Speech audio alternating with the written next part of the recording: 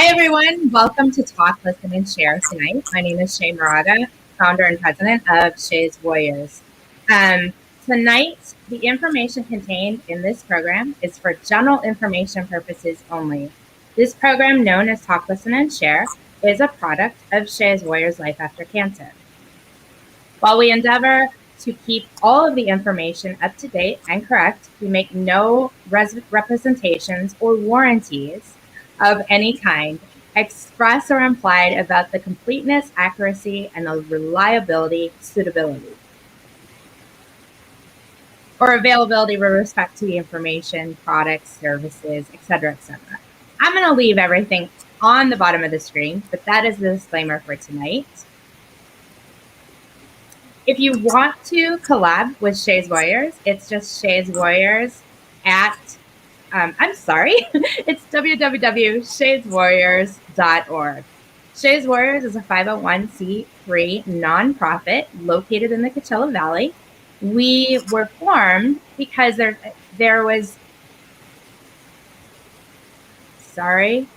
a little technical stuff going on my end. I apologize. But we were formed in the Coachella Valley for women in life after cancer, breast cancer, and other reproductive cancers. I'm going to turn it over to Rosemary now, who will start the show. Thanks for being here.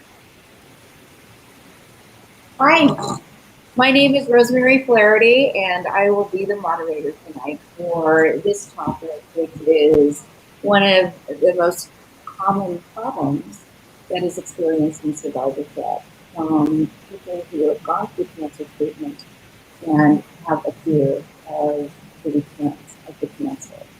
So it is a very real problem. It is widely accepted as one of the unmet needs in survivorship. So the first Talk, Listen, Share of September was another topic that is common to survivors, and that is fatigue.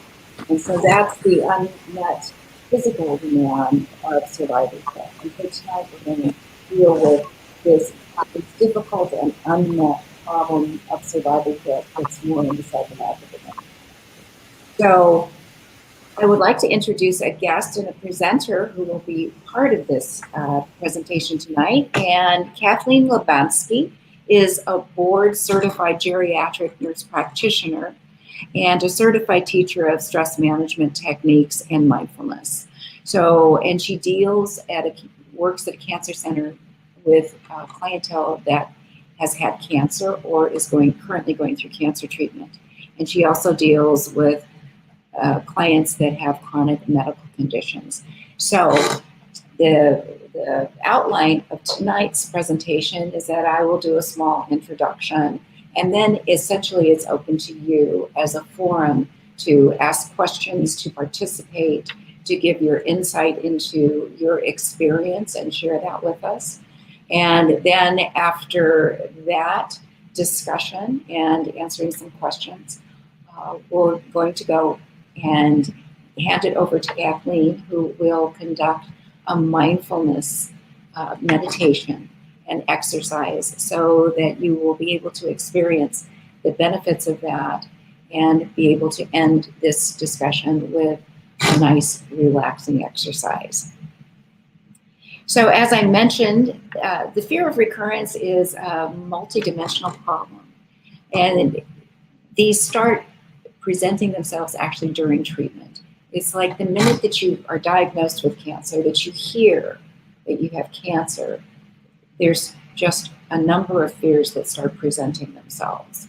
And then as you go through treatments, you go through surgery, chemo, radiation, then there is the fear of, is this treatment working? What is my next step? What are the outcomes? What's my final pathology? So there's a lot of fear and uncertainty that is kind of developed the minute you hear that you have cancer. So it's a multidimensional problem that presents in treatment and survivorship. It's the fear, the worry, and the uncertainty that the cancer will return. It's normal, it's very real, and it can impact the quality of your life, of anyone's life who has experienced cancer. most commonly reported psychological problem.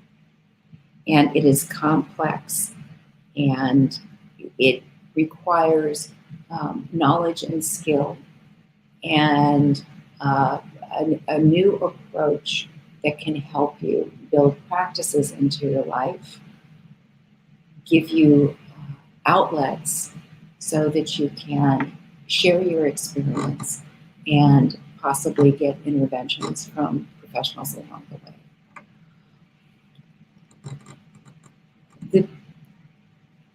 This is more of an issue for the younger survivors. So it impacts life, role, future in a different way in younger survivors than it does in older survivors.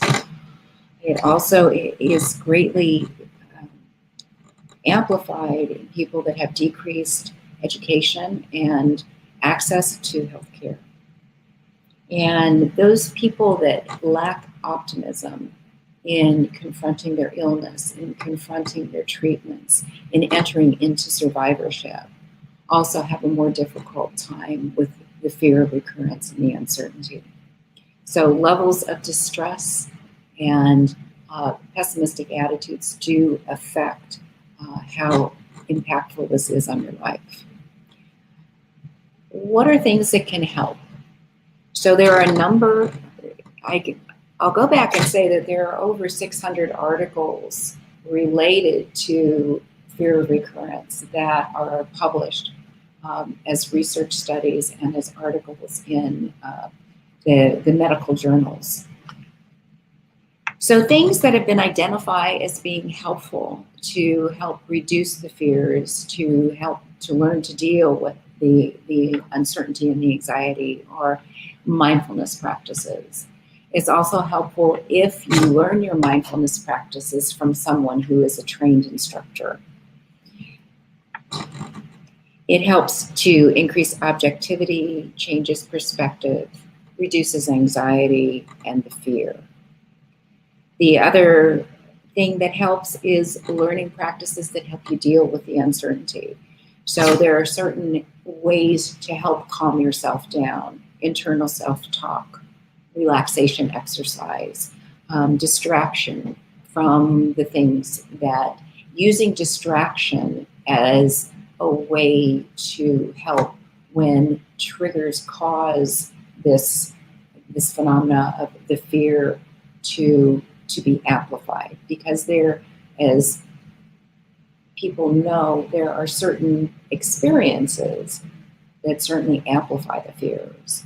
And people identify if someone close to them has been diagnosed with cancer, the upcoming medical appointments can certainly cause a lot of fear.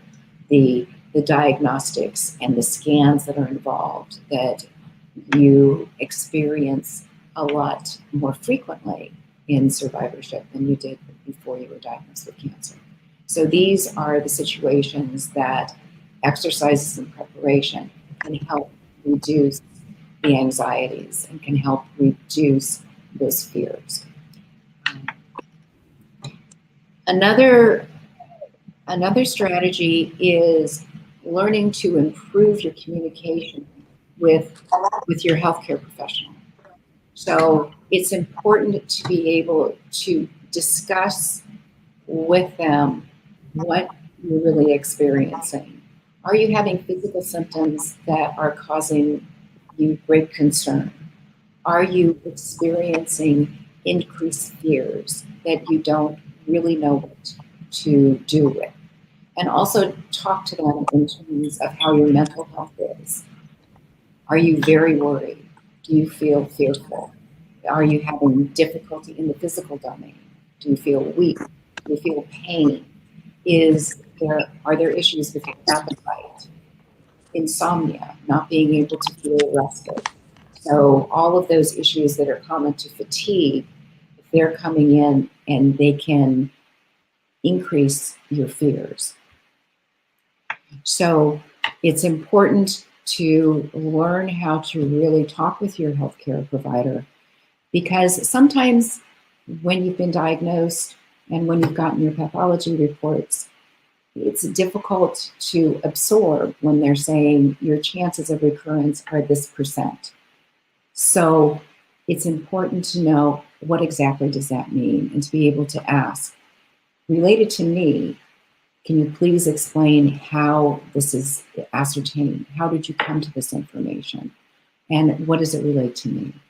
So those are important aspects to develop that relationship and to develop your own self-advocacy and communicating when you go to your physicians and your follow-up and your oncologist, to let them know that these are really the issues that are going on with me. And learning how to just overall handle stress. And one of the big helps in handling stress is going to a therapist to help you to adapt good practices to manage and adapt to the stress. Support groups that are run by social service workers, or support groups that have been recommended by your psychologist or your psychologist, whoever you choose to go to if the issue is getting out of hand and impacting your life. So the strategies to help with this, to improve the quality of your life so that this is something that doesn't take over relationships, workplace, returning to your role of mother, of wife, of sister, of daughter, of son. So the goal of tonight is to talk about it, discuss what you've experienced and the practices that have helped, and then have Kathleen lead us in the mindfulness so that way we can leave feeling empowered with hope and with feeling relaxed. So just want to ask all of you to share, what has your experience been with the fear of recurrence? How has it affected your life and your outlook and your quality of life?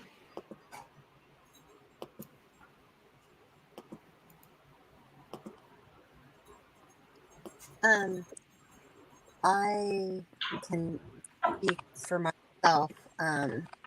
It's greatly impacted my life.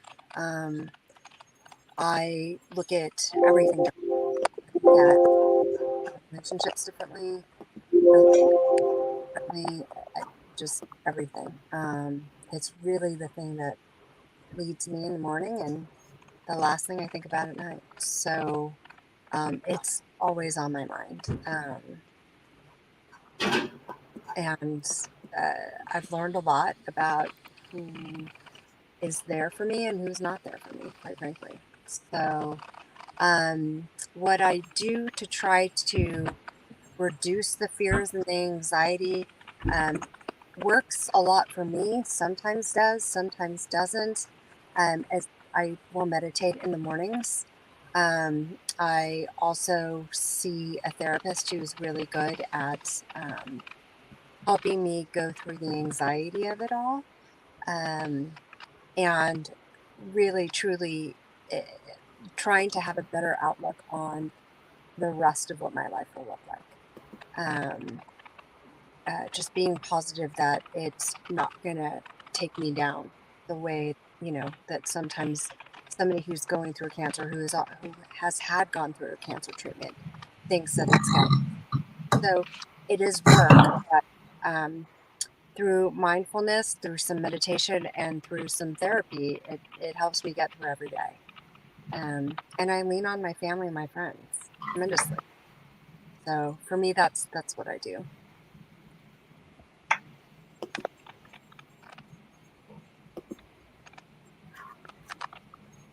Anyone else?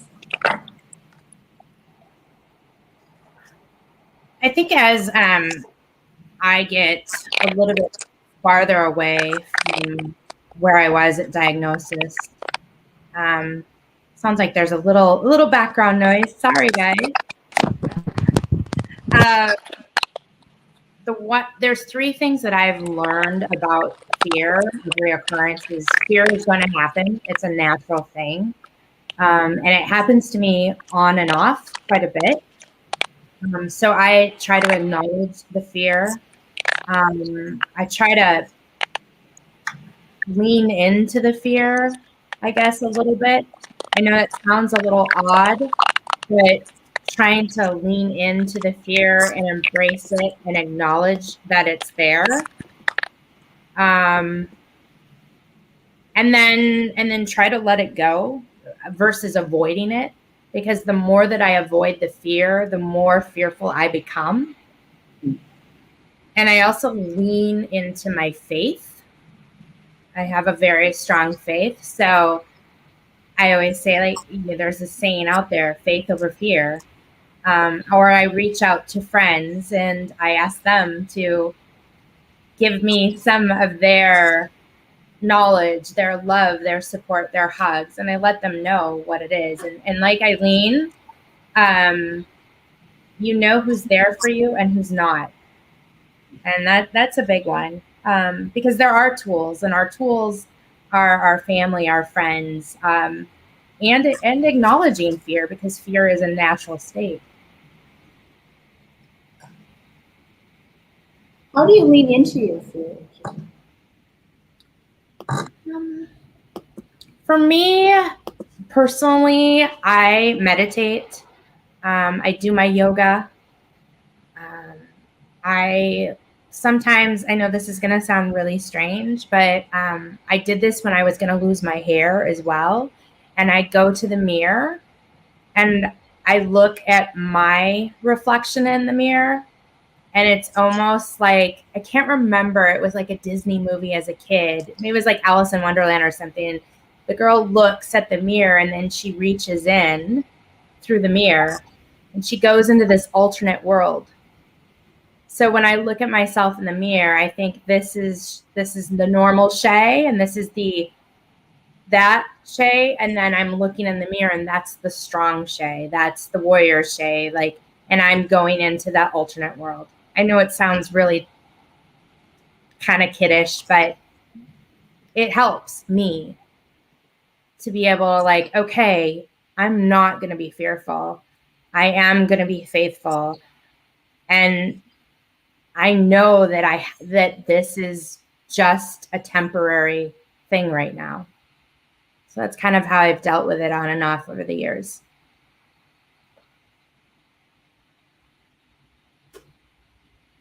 Would anyone else like? Some of the things that I've learned in my therapy is that, one of the things that I've been taught is to stop and say, is it true? Because, you can feel it and you can feel the fear, but at some point you really have to think objectively and decide, is it true? And for me, it's looking at it and saying, okay, well, is this true? Well, it might not be true today. So if it's not true today, it might not be true tomorrow. And so that's how I can kind of flip it on its end and say the fear, while I feel it, may not always be a true state. So it's almost sort of reprogramming my thinking by stopping and acknowledging that, yes, it exists, but it doesn't necessarily mean that it's true. I don't know if that makes sense, but that has helped. That is one of the tools that I learned during therapy to get all of this.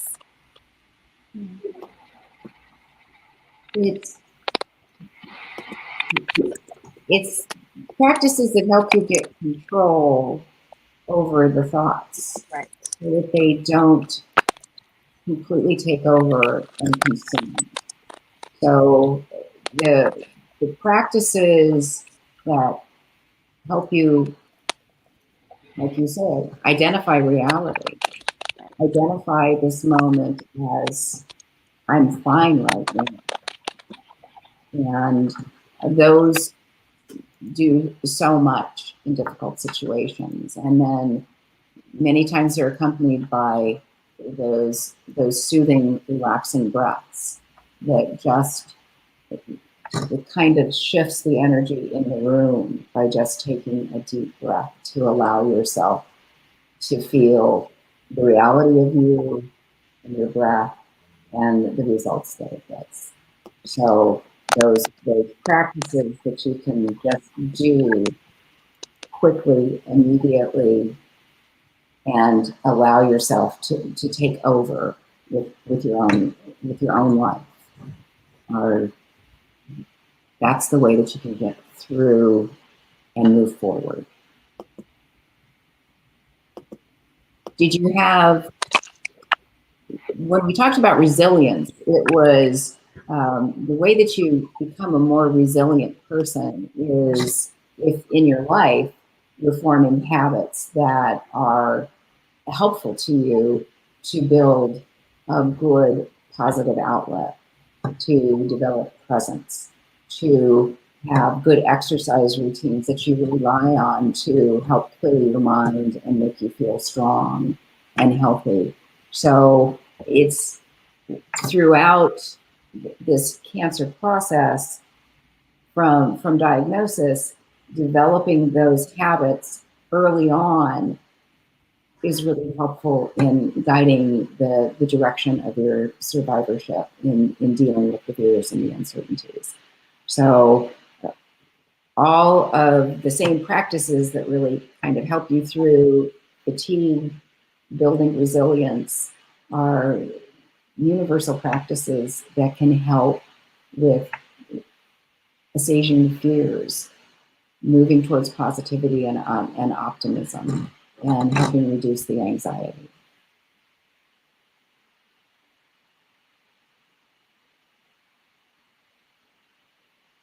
Are there any questions from the audience, Shay? Are there any comments?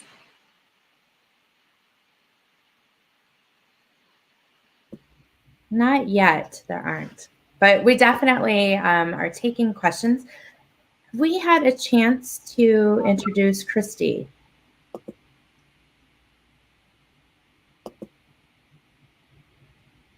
So one of our guests tonight is Christy Hibbert, and she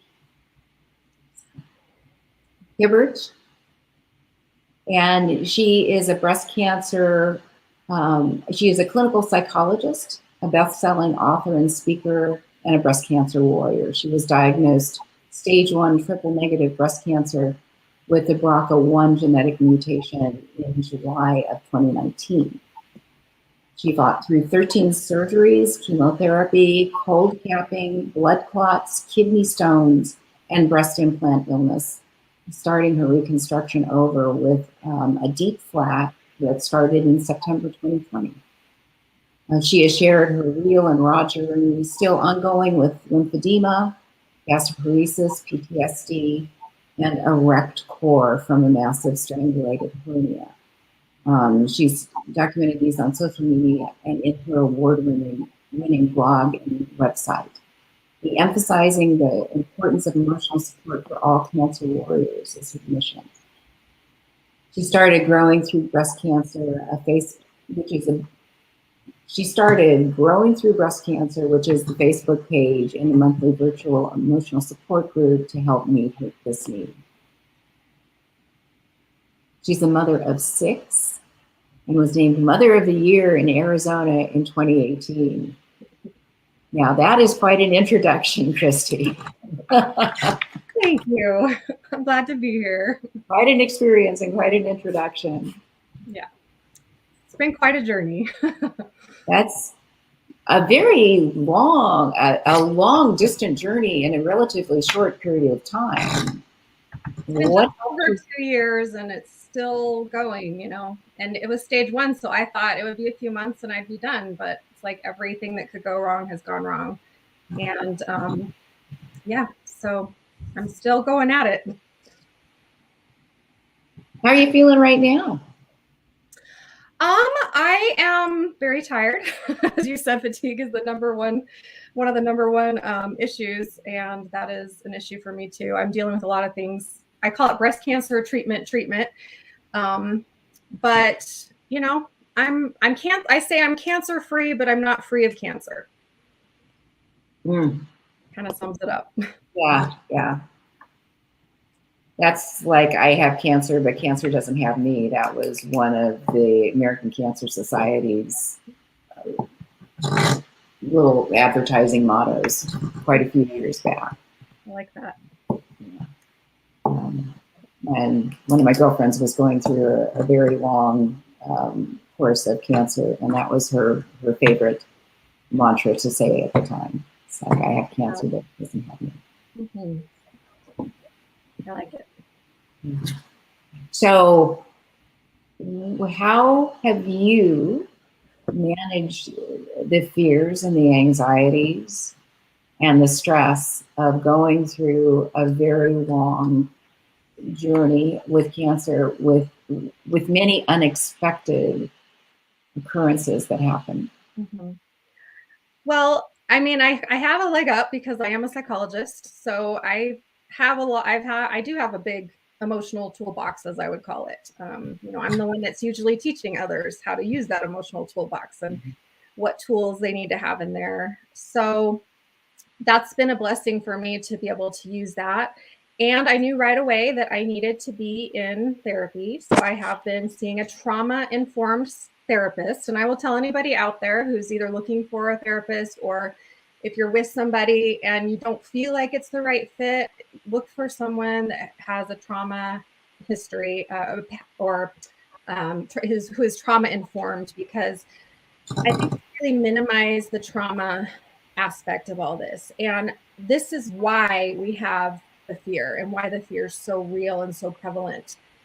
Because every single aspect, from diagnosis to chemotherapy to surgery to everything, even if I would have had that quote easier route of just the 3 surgeries I thought I was going to have, and no chemotherapy like I thought I was going to have, it's still traumatic. It's still traumatic having that diagnosis, hearing those words, you have cancer. It's still traumatic having, you know, what I had a double mastectomy, like double amputation, you know, and it's no easy thing, the things that we go through. Chemotherapy is no joke. I really feel like the whole purpose of chemotherapy is to break you down to nothing. And it's not just breaking your body down to nothing, but it's breaking you down emotionally to nothing. It's breaking your identity down to nothing. And I feel like after a year and a half for me, my 13th surgery was, it was a year and a half in, and that was, quote, when I was told I was done. And I felt like I'd been on this sort of conveyor belt from doctor to doctor and surgery to surgery and thing to thing. And then all of a sudden the doctors were kind of like, all right, you're done. Congratulations. Good job. And they just dumped me out in, it's like the conveyor belt ended in the Sahara Desert. And I'm looking around and going, where'd everybody go? And what just happened to me, you know?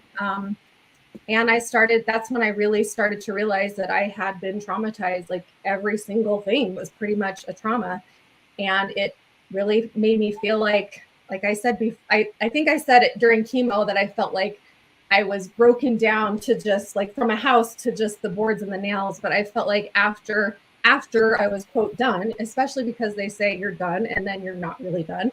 I felt like I was like a dirt lot, you know, just, I don't know who I am anymore. I don't know what I need to do. I don't know who to turn to. I had to ask for physical therapy for my abs, that I was told I have no more abdominals after my massive hernia. And yet my doctor didn't even send me to physical therapy or occupational therapy for the lymphedema. You know, it's just, it's such a crazy journey. And I realized that what I had come out with was sort of an identity crisis, you know, which we have those throughout life. That's kind of one of my specialties as a psychologist, is self-worth and identity, and like, who are we and how that changes over life and everything. But also the trauma leaving you with post-traumatic stress disorder, which I learned since then that about 80% of breast cancer warriors end up with PTSD. And that is no joke. And it is real, and it is scary. And even if you don't have major depression, which is also very high rates, or even if you're not grieving, which is a huge part of the emotional aspect of all this, even if you don't have PTSD, you're still not, you're still feeling a lot of emotions. You're still going to be anxious. You're still going to be afraid when you have to go back and have something come up. You know, yesterday I went to my oncologist and it was scary, and I made a little video about it. And I think that's why Shay invited me to come on, because I was just trying to be real about, you know, you have this space that I call my breast cancer warrior persona that I put on. And, you know, I was in chemo and a cape on my Facebook profile picture, but really you're just doing that because you're trying to cope. You're trying to put on the brave face and go do the hardest thing you feel like you've ever had to do, and go through horror after horror after horror.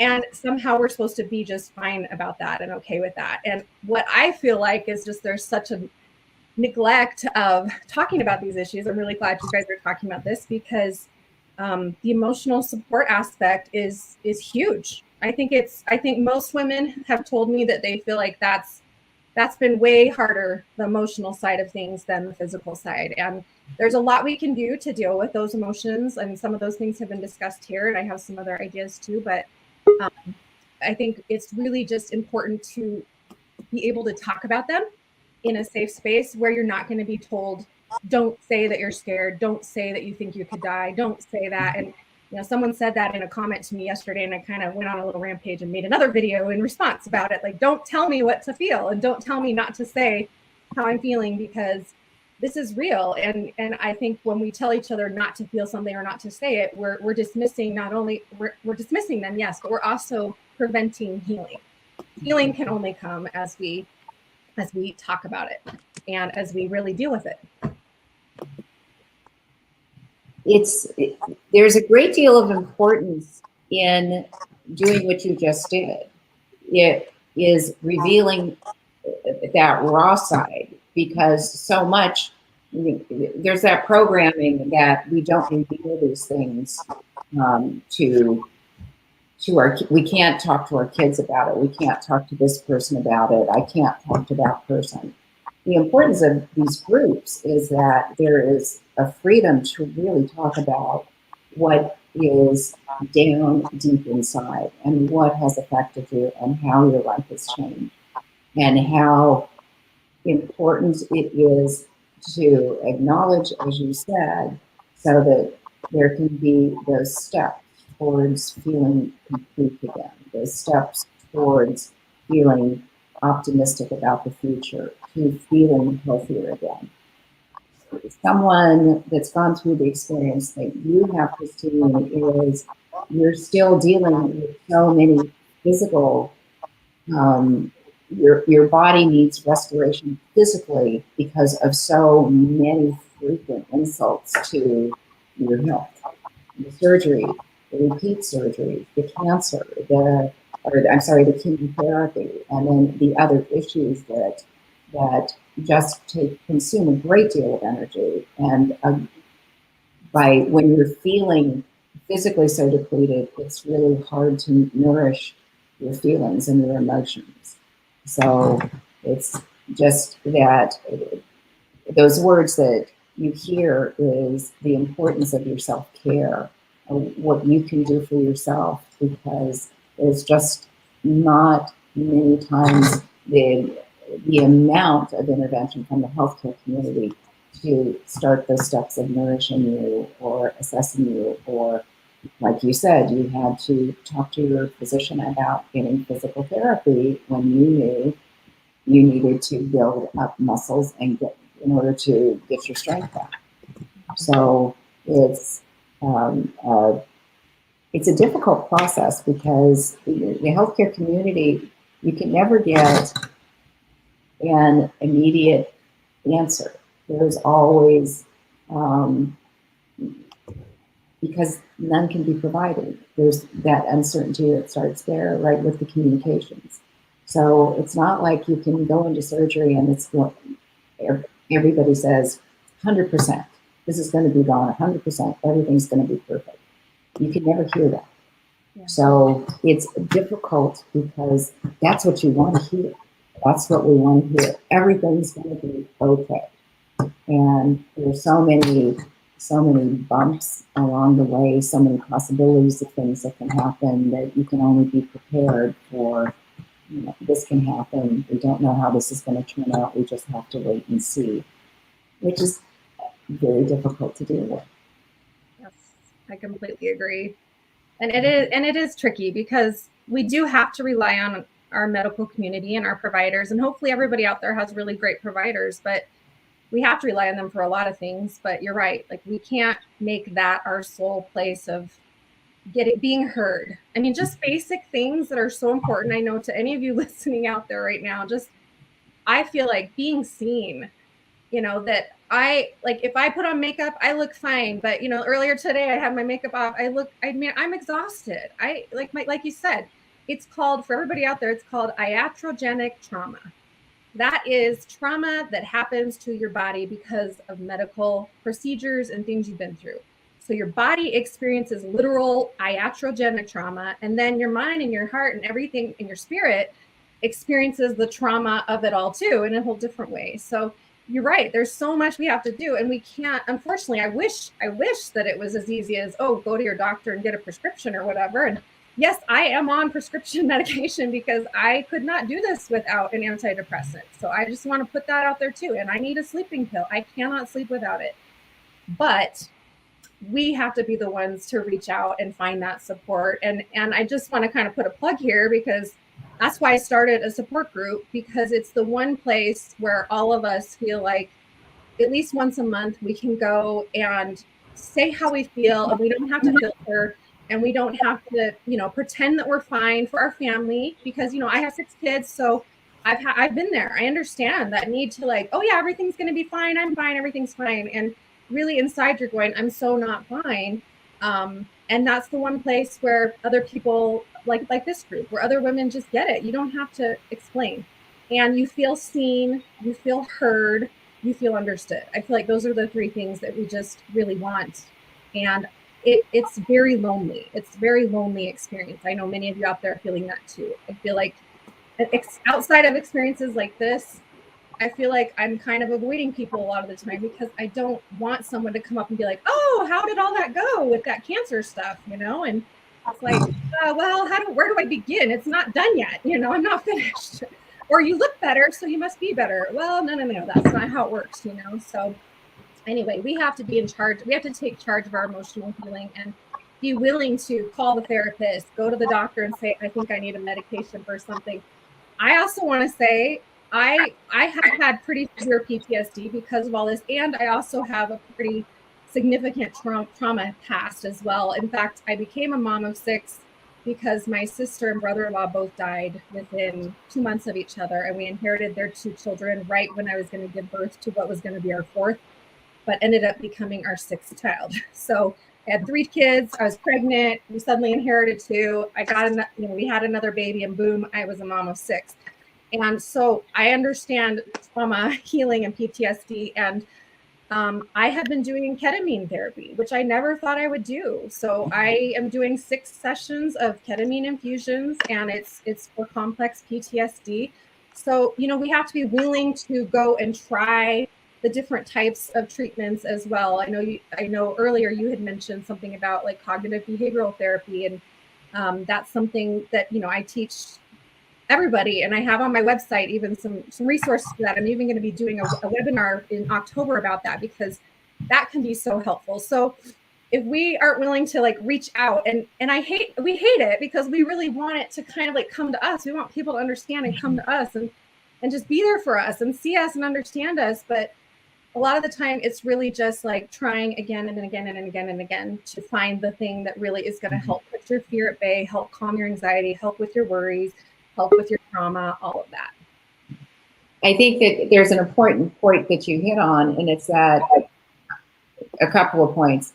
It's the one time in your life when you really need everybody to just be able to say, and then we'll go here, and this will help you, and then you'll go there. It's kind of like being able to just direct you down a beautiful, magical path of all kinds of assistance that's laid out for you. But you learn that you have to find so many things yourself. And then the other important side of that is that you're able to evaluate whether this is working. So you have to learn a lot about yourself.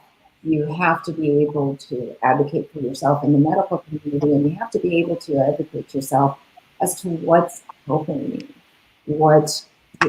Because it's not good to waste your time and to be able to say, I don't think this is helping me at all. I don't want to come. You know, it's kind of a drag. I don't see the benefit. But it takes a lot to say, that's it. I'm not going to try this anymore. I'm going to find something else and then go on that journey. So you brought up so many very important points about the extreme trauma that's involved with the treatments for cancer. Very difficult. Thank you. I agree with what you said here completely.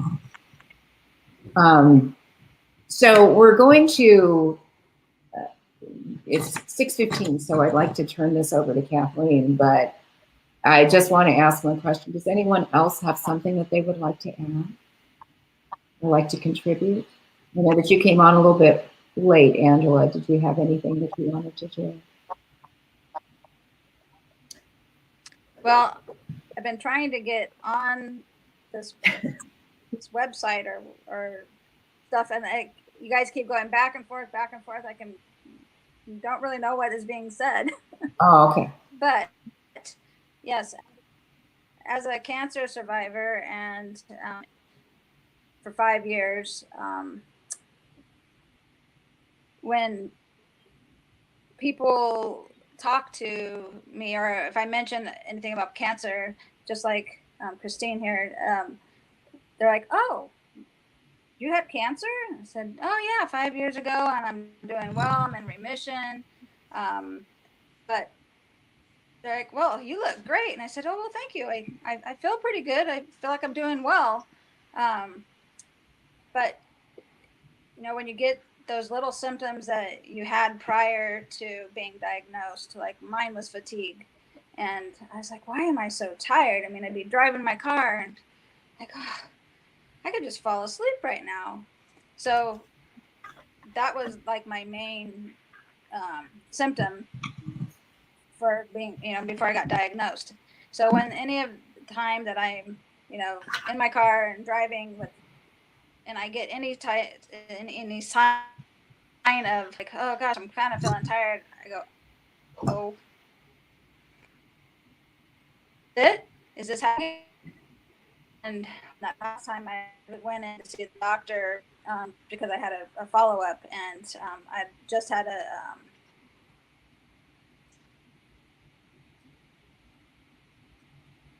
CT scan. Knew that fatigue is one of the things that will stay with you for.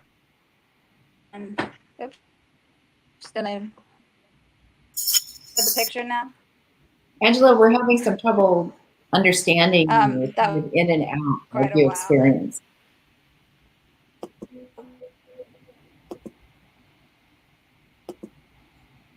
Well, I think we've lost Angela. So I know sometimes the bandwidth in different areas does make a huge difference.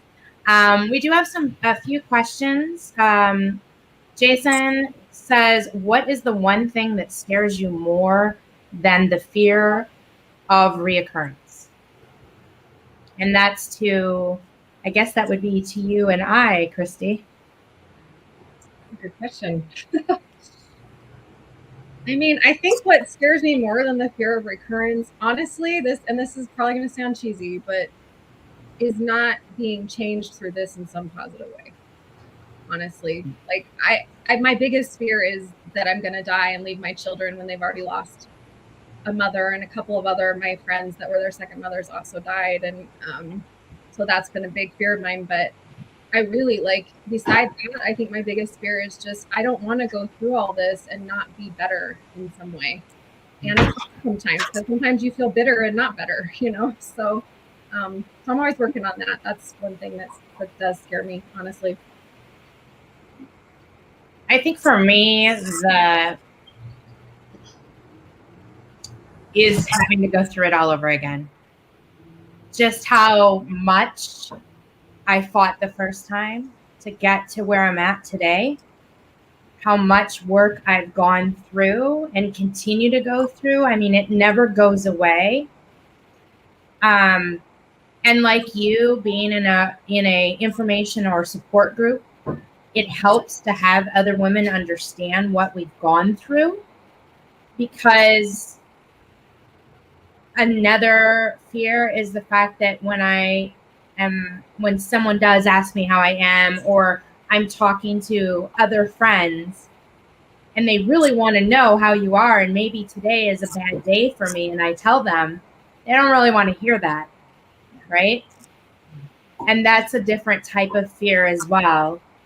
This is very hard to explain, waking up in the morning and saying, it takes me an hour to wake up and get my joints to get back together. And because of all the therapy I've done, or all the treatments that I've done, like I did all of that to live. And it's not a fight to live every day, but it's sometimes a fight and a struggle to live in my mind every day. So I don't want to go through that again. And that's why I go to a therapist. That's why sometimes I need a little bit of medication. That's why I do the yoga, I do the breathing, the meditation. Like I try to do it all, or I reach out to friends or doctor friends that understand. Yeah, it's not all in my head. This is something that we knew would be a long marathon. So. And I just want to add too, because I wasn't thinking before, but for anybody who carries a BRCA gene, that my kids are going to get it. One of my sons has the BRCA gene right now that we know, and my two daughters haven't been tested yet because they're just barely getting old enough. But that's another huge one too, that you pass it on, and then your grandchildren, and it goes on forever. So it's a big deal. Yeah. We have a couple more questions, and I know you want to get to our closing ceremony, which is amazing. Actually, this is just thank you, Dr. Hibbert. You touched on all my issues. PTSD for the second time in my life. It was healing to hear your voice and thoughts so eloquently. Debbie also says, wow, you have said things I needed to hear. Thank you. Nathan says, feeling alone in this journey must be very difficult. You are not alone with Shay's Warriors. And Cheryl says, so many things have been said that I am in tears. I'm not doing well for the last 6 months, and I've had so many scans, tests, and procedures with biopsies that I'm so afraid of what's to come.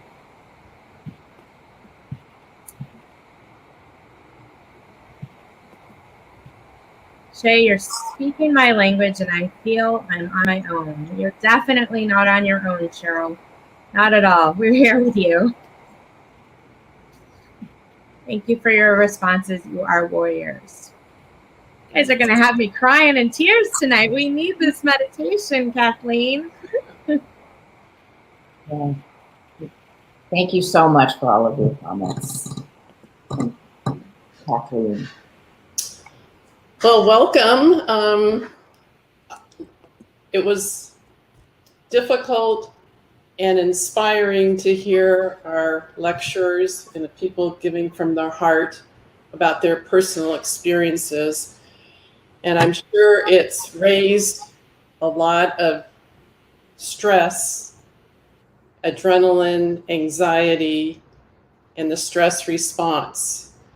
And what I'm hoping to do is to help share with you some activities or practices that can stop or reduce the stress response, and to help share the benefits of the parasympathetic nervous system coming into play, which basically allows you to rest, relax, and restore through the breath. It's a conscious awareness of the breath that will allow the body to decompress, de-accelerate from the stress response. So let's begin. I like to share with the group, there's a few physical exercises one can do sitting in the chair, and they can include isometric exercises. So after hearing this discussion, I'm sure your arousal state has been ignited in terms of the heart beating fast, your breathing feeling fast, your pulse rate accelerated. So we're going to do some isometric exercises to begin with to help release some tension and some knots that might have accumulated by the listening of the information. So let's begin. First, we're going to start with the feet. I want you to curl your toes and hold them for 3. 1, 2, 3. Relax. Coming up to the buttocks, tighten or squeeze those buns. 1, 2, 3, and relax. Your hands, hold them, make a tight fist and hold them for 3. 1, 2, 3. Open and relax. And lastly, make a funny face, scrunch that face, hold it for 3. 1, 2, 3, and relax and smile. So hopefully that already has helped you feel a little less stress. Now we're going to go into a breathing practice. It's called measured breathing. I'm going to count. It's a 4-4-4 practice. This helps you to self-regulate what's going on in the atmosphere or the environment. Again, coming back to the breath, it can bring you back to your center and your stillness and your calm. So we'll do this for 3 times, 3 repetitions. So we're going to breathe in on the count of 3, hold for the count of 3, and then exhale for the count of 3. So let's begin. Breathe in, 2, 3, 4. Hold, 2, 3, 4. Exhale, relax, 2, 3, 4. Breathe in through the nose, 2, 3, 4. Hold, 2, 3, 4. Let go, release, relax, 2, 3, 4. Last time, slowly breathing that air in through the nostrils. 2, 3, 4. Hold. 2, 3, 4. Let go and relax. 2, 3, 4. So in this measured breath, the holding and releasing or the exhale are allowing the parasympathetic nervous system to be present and to do its job, to help you to rest and relax. Now, another practice in mindfulness, aside from living in the now, in the present moment, breathing in the present moment, eating in the present moment, is being compassionate to yourselves. So I invite you to gently bring your hands across your heart, crossing your hands in the heart center. You can close your eyes, and you're slowly going to breathe in calm, and you can say the word silently to yourselves, I am breathing in calm, or just simply saying calm. And then on the slow exhale, peace. So we're savoring the in-breath, savoring that pure puff of clear, pure air coming into the base of the nostrils, being warmed by the nasal cavity, and you're simply saying, as you're drawing that to you, calm. I feel calm. And then on the exhale, relaxing, and I'm peace. And you can allow the peace to accentuate outward. Peace. One more time, breathing in calm. Slowly exhaling, peace.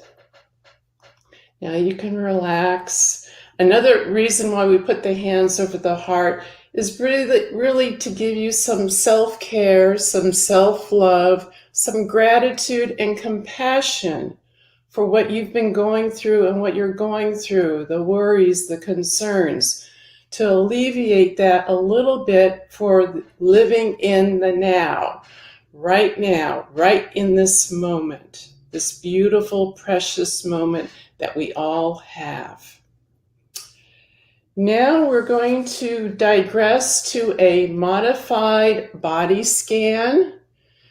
So closing your eyes, I invite you to envision a color about 6 inches above your head. You select the color that you'd like to be bathed with. Now that you have that beautiful color, imagine that a light source has been turned on and you're going to start to feel the rays of the heat of this beautiful color penetrating the tiny muscles of your scalp.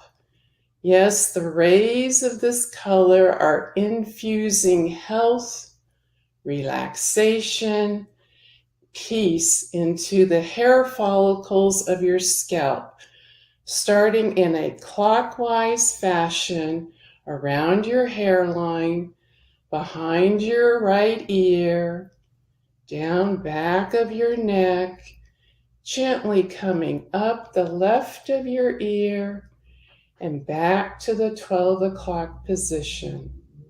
And now with the next inhalation, allowing that beautiful colored light to flow across your forehead, loosening up the tension, the tightness of that muscle of the forehead, relaxing the muscles around your eyes, and that beautiful healing color is penetrating your facial cheeks, upper lip, lower lip, and loosening up the tension of your jaw as you're breathing in and slowly, effortlessly breathing out.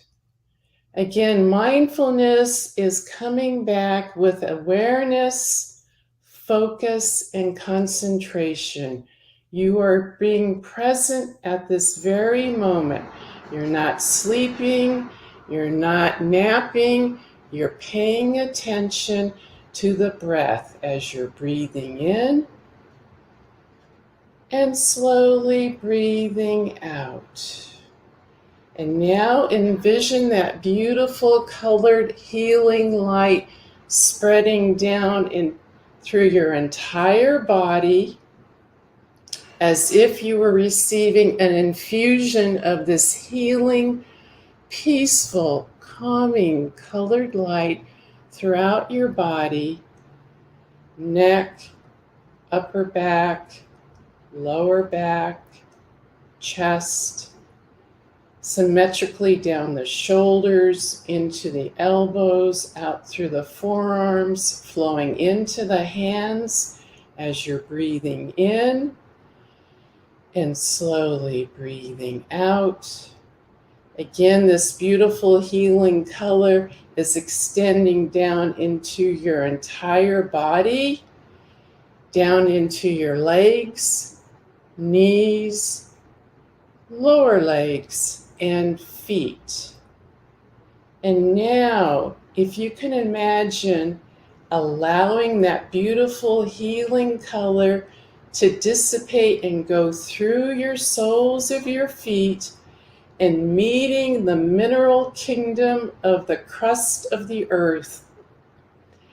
And now granting with permission that beautiful healing energy of Mother Earth coming up through the soles of your feet, feeling, sensing this wonderful strength and courage you're drawing from Mother Earth through your feet, up your legs, and back up into the heart center. So now we are blending and merging from the heavens above that you brought in that healing color of energy and that beautiful source energy from Mother Earth from down below. The two are mixing and blending in the heart and circulating and easily dissipating, helping all the cells, all the muscles, and all the bones to relax, restore, and be at ease as you're breathing in and slowly, effortlessly breathing out. And whatever words, thoughts, or sensations that come to mind, just allow a beautiful fluffy cloud to pass through and try to bring yourselves back to center as you're breathing in calm, exhaling peace. So again, my invitation to everyone is that when you're feeling anxious or fearful, to come back to the breath.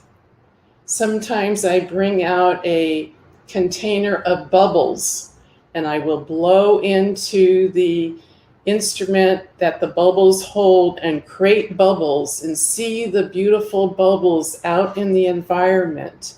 And then I will envision that I am drawing to me one of those translucent, colorful bubbles to my nose. And I'm sensing and I'm wondering that experience to my nose, through the nasal cavity, flowing easily down the throat, into the lungs, exchanging carbon dioxide and up, back out through. And perhaps you can gather another bubble.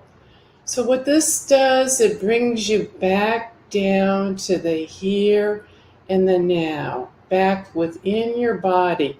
Instead of being concerned about what if, you have the beauty, the tranquility of breathing with yourselves, self-regulating through the breath, through the body scan, or imagining yourselves in a place in nature. Wherever nature calls you, see yourselves there. Envision yourselves as if you were there right now, sensing the beautiful colors, hearing the sounds of nature, whether it be the wind, the birds, or whatever. Tasting, maybe you're at the seashore and you can taste the salty sea breeze. And then what are you wearing on your feet? The tactile stimulation. Oh, it's all so wonderful. Just like the commercial says, for a moment, Calgon, take me away. Break that intensity of the anxiety. Bring me down, center, and focus.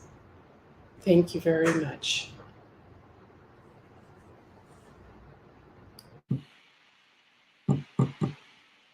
Oh, thank you, Christine. That was a great way to end this difficult conversation that reflects the reality of the cancer experience.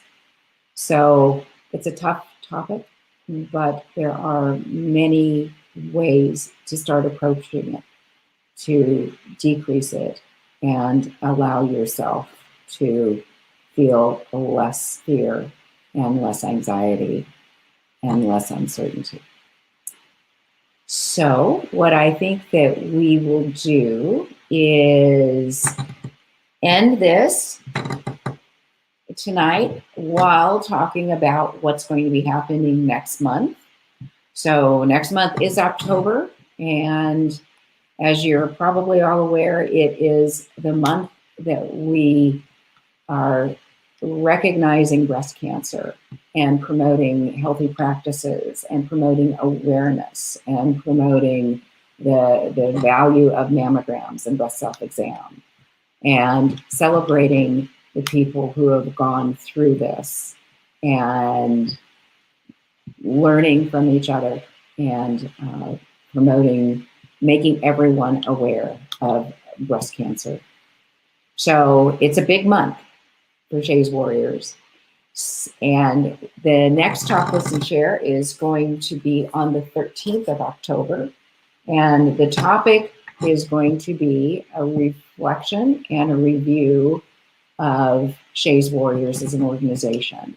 So it's going to be talking with Shay, who will be presenting essentially what the mission is, what has been accomplished since the start of this very young organization, and who it's affected.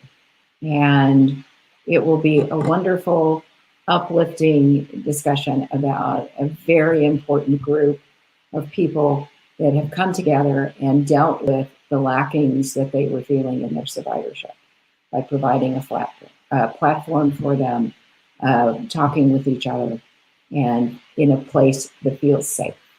So, and promoting that wonderful mind-body connection. So with this, I will end this session of Talk, Listen, Share, and hope that you come back next month, and hope that you have a wonderful evening tonight. Can't hear you. You're muted. Thank you, everyone. Have a wonderful evening. Thank you, Kathleen. Thank you, Christy, Dr. Fang, and Rosemary. Thank you. Thank you so much. Thank you so much for being here. Good night. Good night.